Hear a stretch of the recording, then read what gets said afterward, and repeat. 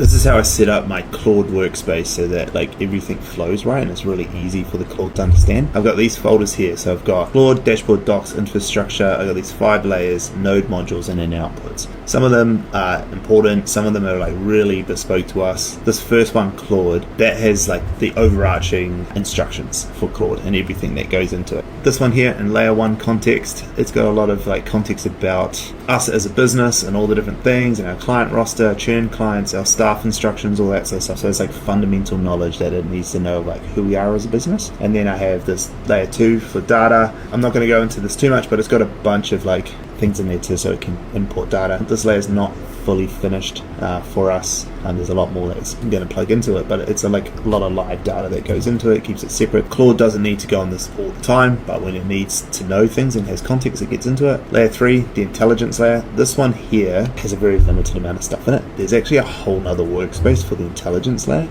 It just has a schema doc in there so it understands how to read the intelligence layer. That's an entire another workspace we can do in another video. Layer 4, automate. It has a bunch of workflows, workflow specs, architecture. This is how everything's built up, so it understands like if it needs a workflow to execute on something, it goes in here and finds out about them and how they work. Layer 5 are all the skills. This is like a massive like list of instructions for how Claude does anything. Like outputs is probably the biggest one when it does do stuff, where it all goes. So like as an example, if I go into an internal, it's got like briefs, creative decks. There's one in here at the moment that we've been working on for the intern content, and it saves your files in there. So this is all the outputs. Anything that Claude makes goes into the internal folder. And so by having all these layers with all these like instructions inside of them, Claude can open up, quite quickly get enough context to who I am and what I'm trying to do, and then I give it a little bit of a prompt, and it'll go down and grab whatever data, intelligence, and automation stuff that it needs to know, or skills docs, so it can then go, okay, cool, I know what to do next.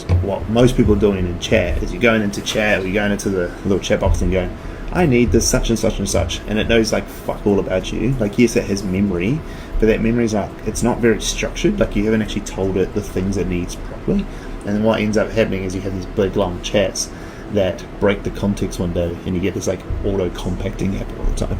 So the reason for the structure is so that you get a lot of information into Claude as and when you need it, not just like always, just when you need it, so that you can get tasks done at a higher level. So if you want this and you want to look at this, like we're actually doing a webinar on this soon, hit webinar in the comments and I'll send you a link and you can come join us.